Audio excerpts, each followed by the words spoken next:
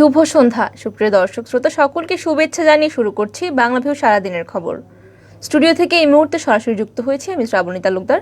এই অনুষ্ঠানের মাধ্যমে আপনাদেরকে জানিয়ে দেওয়ার চেষ্টা করি সারাদিনে ঘটে যাওয়া দেশ এবং বিদেশের কিছু গুরুত্বপূর্ণ ঘটনা সংক্ষিপ্ত রূপে। আজ মঙ্গলবার 28 আষাঢ় 1429 বঙ্গাব্দ 12 জুলাই 2022 খ্রিস্টাব্দ। প্রথমেই জানিয়ে দেব বৃহত্তর সিলেট বিভাগের বিভিন্ন খবর।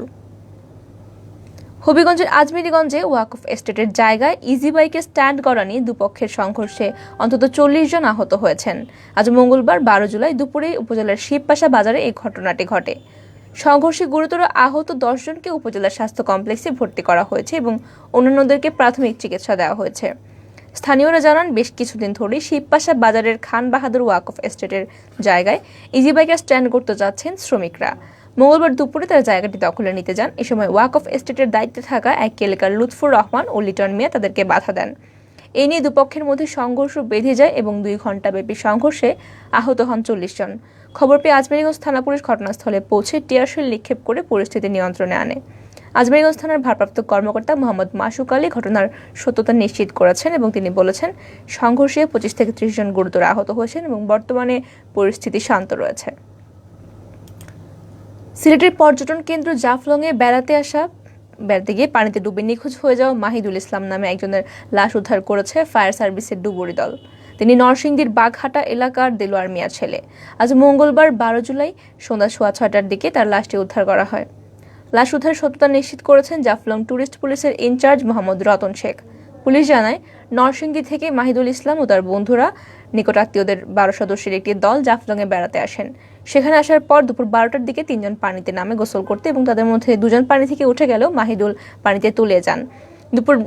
দুপুর 2টার দিকে পুলিশ খবর পেয়ে ঘটনাস্থলে আসে এবং ফায়ার সার্ভিসের ডুবুরি দলকে খবর দেয়।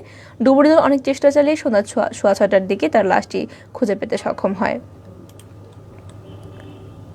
6.5 ঘন্টারও বেশি সময় বন্ধ থাকার পর আবারও সিলেটের সঙ্গে সারা দেশের রেল যোগাযোগ স্বাভাবিক হয়েছে। এর আগে বিজয়নগর উপজেলার মুকুন্দপুর ও হরসপুর রেল স্টেশনের মাঝামাঝি স্থানে চট্টগ্রাম থেকে আসা সিলেটগামী তেলবাহী একটি ট্রেন লাইনচ্যুত হয়ে সিলেটের সঙ্গে সারা দেশের রেল যোগাযোগ বন্ধ হয়ে যায়। আজ মঙ্গলবার 12 জুলাই বিকেল 6:45 রেল যোগাযোগ স্বাভাবিক হয়েছে জানিয়েছেন আখাউড়া রেল স্টেশনের ভারপ্রাপ্ত কর্মকর্তা মাজহারুল করিম। তিনি জানান, রেলওয়ে ক্ষতিগ্রস্ত স্লিপারগুলো মেরামত এবং লাইনচ্যুত ওয়াগন রেল লাইন থেকে সরিয়ে নেওয়ার পর ট্রেন চলাচল স্বাভাবিক হয়েছে। এর আগে বেলা 11টায় বিজয়নগর উপজেলার মুকুন্দপুর ও হরসপুর রেল স্টেশনের মাঝামাঝি স্থানে চট্টগ্রাম থেকে আসা সিলেটগামী তেলবাহী ট্রেনের ওয়াগন লাইন চ্যুত হয় এবং এতে করে সিলেটের সঙ্গে সারা দেশের রেল যোগাযোগ বন্ধ হয়ে যায়। ফলে সিলেট থেকে আসা চট্টগ্রামবাসী পাহাড়িয়া এক্সপ্রেস মনতলা রেল স্টেশনে আটকা পড়েছিল।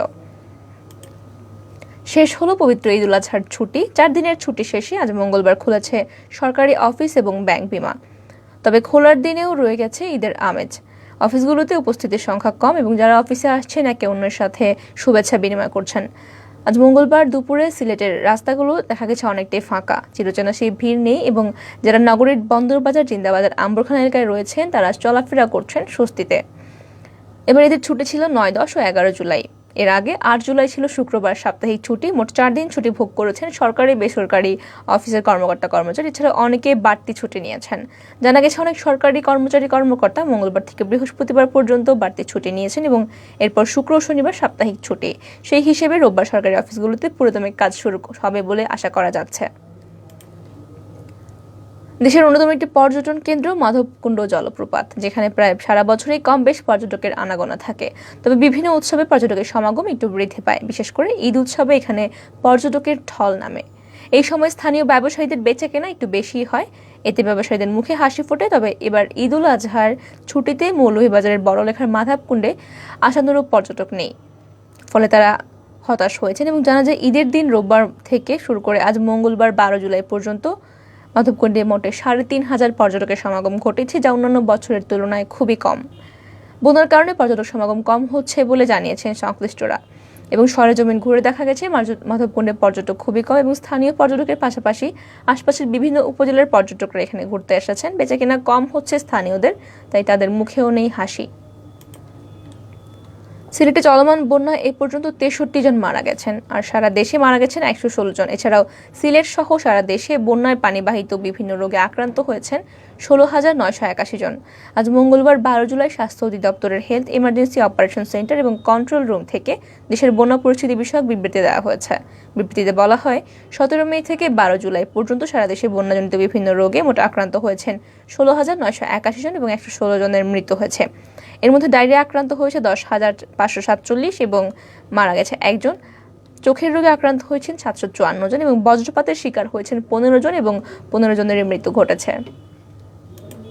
এতক্ষণ শুনছিলেন বৃহত্তর সিলেট বিভাগের বিভিন্ন খবর। এবারে জাতীয়।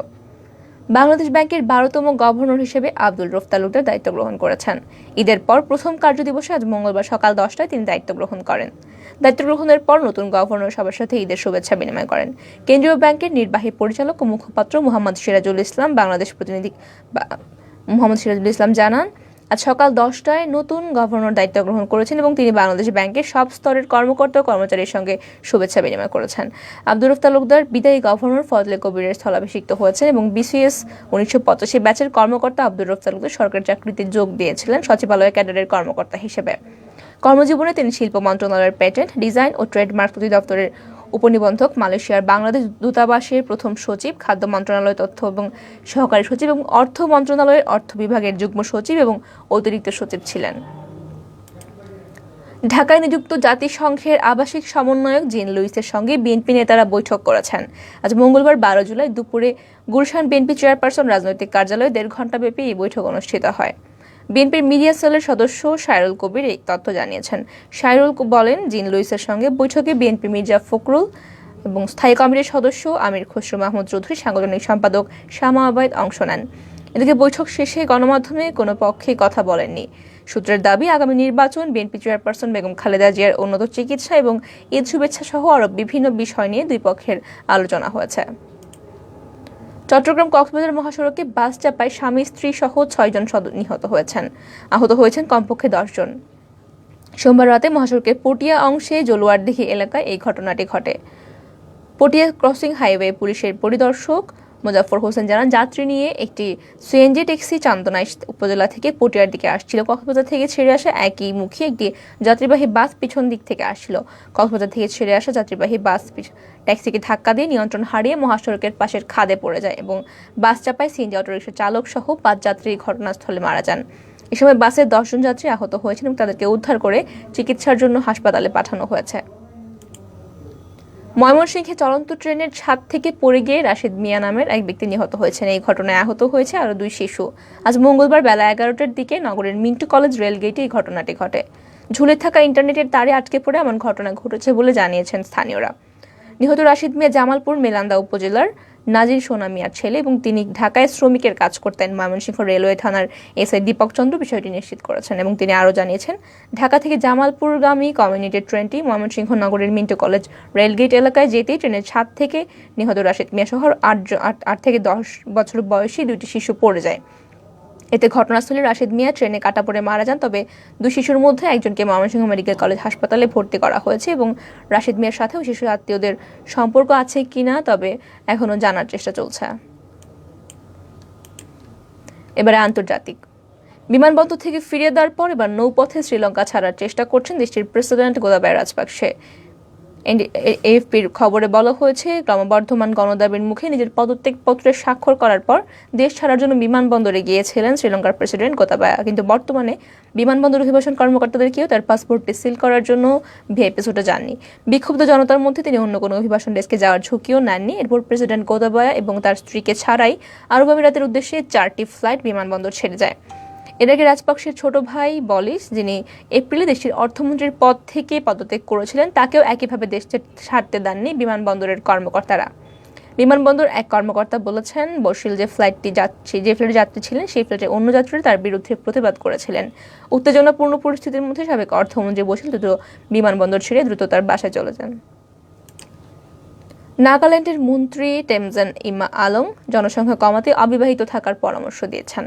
বিশ্ব জনসংখ্যা দিবস উপলক্ষে পরিবার পরিকল্পনা নিয়ে করা এক টুইটে এমন পরামর্শ দিয়েছেন তিনি লেখেন, বিশ্ব জনসংখ্যা দিবস উপলক্ষে আমাদের উচিত জনসংখ্যার বৃদ্ধির বিভিন্ন বিষয় নিয়ে সচেতন হওয়া। সন্তান জন্মদানের দিকটিও নজরে রাখা উচিত। এরপর তিনি লেখেন, আমার মতো অবিবাহিত থাকুন। একসঙ্গে একটি টেকসই ভবিষ্যতের দিকে এগিয়ে যাওয়ার উল্লেখ করে মজার ছলে তিনি লেখেন, আসুন সিঙ্গেলদের আন্দোলনে যোগ দেই। নাগাল্যান্ডের মন্ত্রীর এই বক্তব্য ভাইরাল হয়েছে। বহু সিঙ্গেল তাদের সুখ দুঃখের কথাও জানিয়েছেন। অনেকেই প্রশংসা করছেন ইনমার এই হাস্যরস বোধের। এবারে খেলার খবর। গলে সিরিজের টেস্টে একাদশ সাজাতেই হিমশিম খেতে হয়েছে শ্রীলঙ্কাকে। করোনায় 4 খেলোয়াড়কে হারিয়ে ফেলা দলটি শেষ মুহূর্তে ডাকে নতুন 4 খেলোয়াড়কে। তবে শেষ পর্যন্ত ম্যাচ জিতেছে রাজনৈতিক ও চরম অর্থনৈতিক সংকটের মধ্যে যাওয়া শ্রীলঙ্কায় ওই এক জয়ে ওলটপালট হয়ে গেল বিশ্ব চ্যাম্পিয়নশিপের পয়েন্টের তালিকা। বিশ্ব টেস্ট চ্যাম্পিয়নশিপের ফাইনালে ওঠার লড়াইও জমে উঠেছে। গলে দ্বিতীয় টেস্টে শ্রীলঙ্কার কাছে 4 দিনের মধ্যে ইনিংসে 39 রানে হেরেছে অস্ট্রেলিয়া। এই হারের পয়েন্টে তালিকার শীর্ষস্থান খুইয়েছে দলটি। প্যাট কামিন্সের দলকে টপিয়ে গেছে দক্ষিণ আফ্রিকা এবং টেস্ট অভিযুক্ত জোয়াসুর ইতিহাস গড়েছে কীর্তিতে দ্বিতীয় টেস্ট জিতে বড় লাফ দিয়েছে শ্রীলঙ্কা এবং 3টি দলকে পিছনে ফেলে পয়েন্ট তালিকার 3য় স্থানে উঠে এসেছে দিমত করুণারত্নের দল। এতক্ষণ শুনছেন সারা দেশের এবং বিদেশের বিভিন্ন খবর। শেষ করার আগে জানিয়ে দেব সারা দেশের করোনা ভাইরাস পরিস্থিতি। দেশে গত 24 ঘন্টায় করোনা ভাইরাসে 9 জনের মৃত্যু হয়েছে। এই নিয়ে মোট মৃতের সংখ্যা দাঁড়ালো 29,212 জন। এই সময়ের মধ্যে 556 জনের করোনা শনাক্ত হয়েছে এবং এই নিয়ে মোট আক্রান্ত রোগীর সংখ্যা দাঁড়িয়েছে 19,91,031 জন। আজ মঙ্গলবার স্বাস্থ্য অধিদপ্তর থেকে পাঠানো করোনা বিষয়ক নিয়মিত সংবাদ বিজ্ঞপ্তিতে জানানো হয়েছে এই তথ্যগুলো। বিজ্ঞপ্তিতে বলা হয়, 24 ঘন্টায় করোনা থেকে সুস্থ হয়েছেন 1,542 জন এবং এই পর্যন্ত সুস্থ হয়েছেন 19,15,860 জন। 24 ঘন্টায় 4,799টি নমুনা পরীক্ষা করা হয় এবং সংগ্রহ করা হয় এবং পরীক্ষা করা হয় 4,761টি নমুনা। পরীক্ষার বিপরীতে শনাক্তের হার ছিল 13.78%। মহামারীর শুরু থেকে এই পর্যন্ত মোট করোনা শনাক্তের হার 13.77%। গত 24 ঘন্টায় মারা যাওয়াদের মধ্যে 7 জনই ঢাকা বিভাগের এবং অন্য 2 জনের, একজন চট্টগ্রামের, অপর ব্যক্তি ময়মনসিংহের এবং তাদের মধ্যে 4 জন পুরুষ এবং 5 জন নারী। সুপ্রিয় দর্শক শ্রোতা, আপনারা এতক্ষণ শুনছিলেন সারাদিনের বিভিন্ন খবর। সঙ্গে থাকার জন্য সকলকে অসংখ্য ধন্যবাদ।